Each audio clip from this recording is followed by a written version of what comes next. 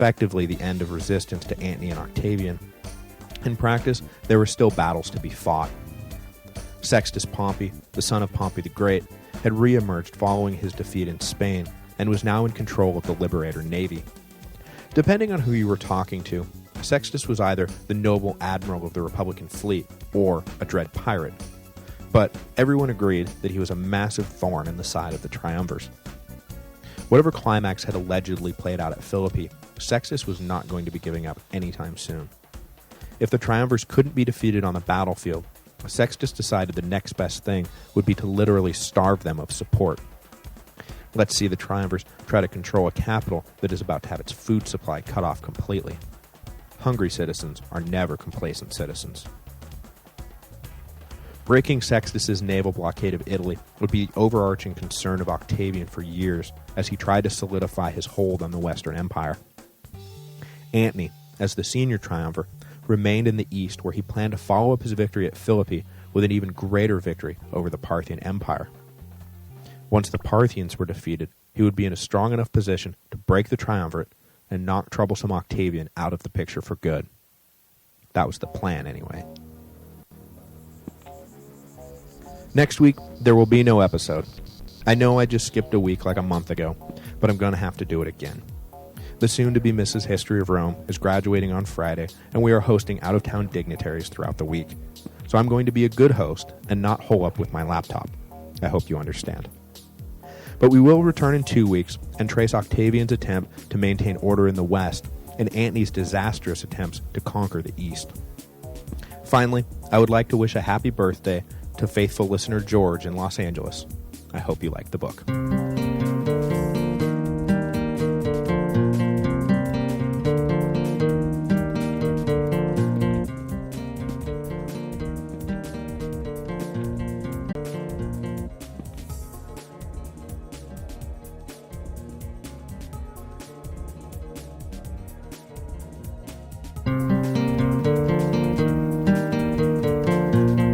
Hello, and welcome to the History of Rome.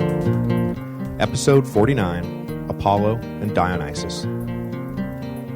Last time, Antony and Octavian, but really, Antony, defeated the combined armies of Brutus and Cassius at the Battle of Philippi in late 42 BC, just 2 years removed from the assassination of Julius Caesar, an assassination that was supposed to herald the return of the Republic.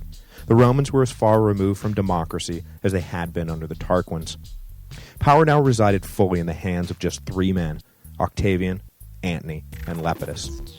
Their word was law, no debate, and no appeal. But of course, it was not the final ambition of any one of the 3 to rule with colleagues. They all aimed to hold the prize for themselves. For now, the Triple Alliance held because their triumph was too fresh not to be threatened on all sides by men who, having submitted, now waited for any opportunity to throw off the triumvirate yoke. But, even understanding their precarious position, the dynamic within the triumvirate began to change.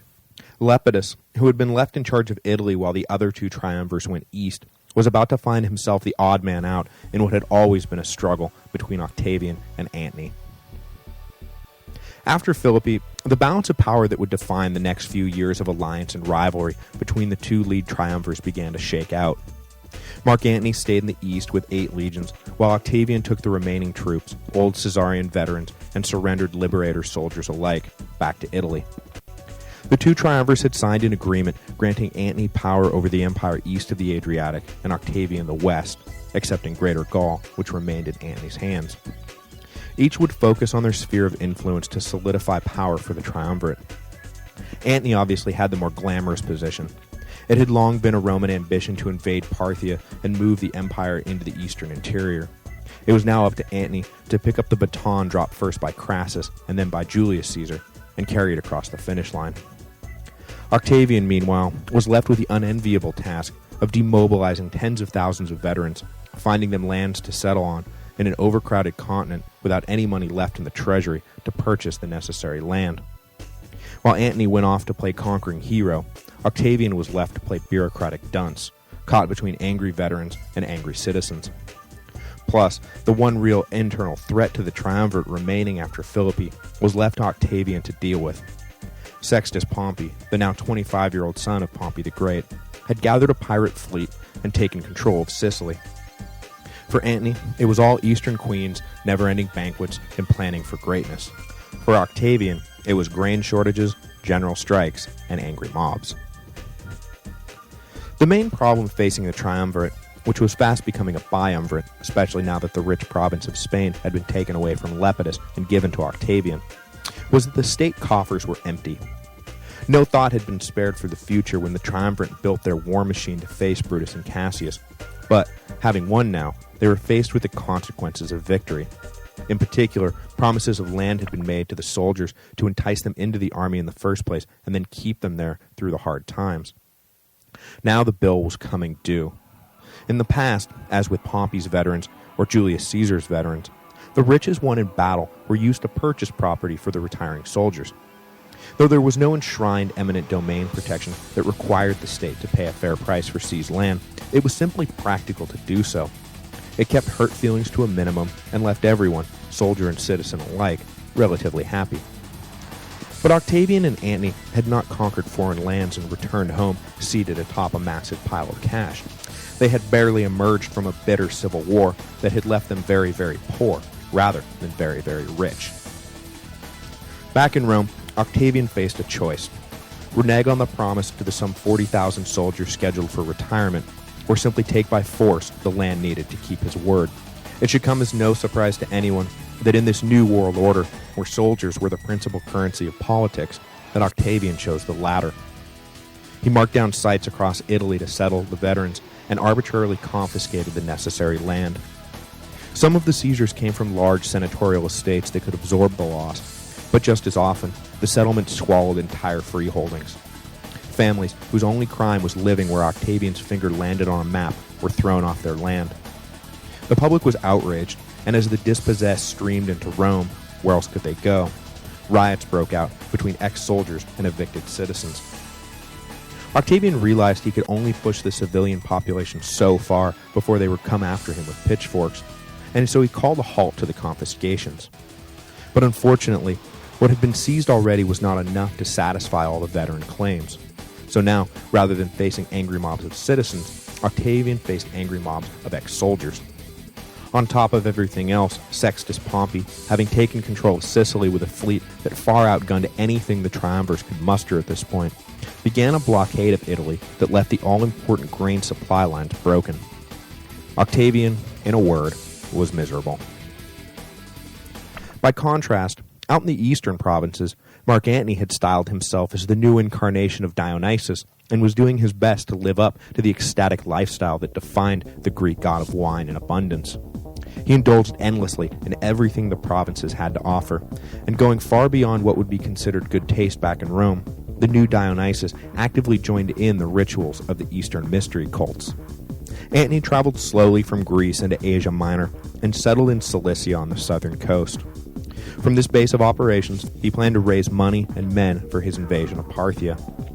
But having already bled the provinces dry during the years of civil war, there was little left that Rome could squeeze out of the natives. Realizing increased taxes weren't getting him anywhere fast, Antony's gaze naturally turned south across the sea to the rich lands of Egypt. Conveniently, now fully in control of her country, Cleopatra had styled herself as the new Isis. In Egyptian mythology, Isis was the sister and wife of Osiris, who had long been seen as an Eastern analog for, wait for it, Dionysus. The match was too perfect not to embrace completely. Antony invited Cleopatra to meet with him, and so they forged was mutually beneficial. Antony got the revenue stream he needed for his further adventures, and Cleopatra got a new Roman patron to protect her position in Egypt. Julius Caesar had been the personal guarantor of her rule, and with him dead, she needed a powerful ally in Rome to maintain the throne. It was a match made in heaven, literally, according to their mutual propaganda campaign. Antony decided to follow Cleopatra to Alexandria for the winter. Beyond the political alliance they cemented, the withers spent in each other's company produced twins. 41 BC arrived chock full of bad news for both triumvirs. In Italy, Antony's brother Lucius, who was consul for the year, conspired with Antony's wife Fulvia to foment a rebellion against Octavian. Just how in the loop Mark Antony was remains unclear.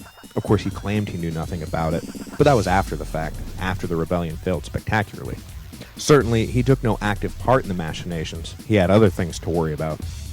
Well aware that the Romans were planning an invasion, the Parthians had launched a preemptive strike into Syria. Antony quickly abandoned his love nest in Alexandria and returned to military life. The protracted, if ultimately minor, uprising in Italy against Octavian was hatched by Fulvia and Lucius Antony once the breadth of Octavian's political troubles became apparent.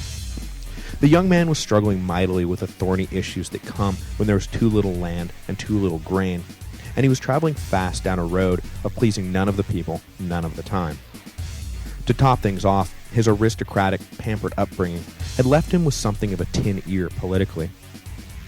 In the midst of a grain shortage caused by Sextus Pompey's blockade, for example, Octavian attended a lavish banquet where each guest came dressed as a different Greek god.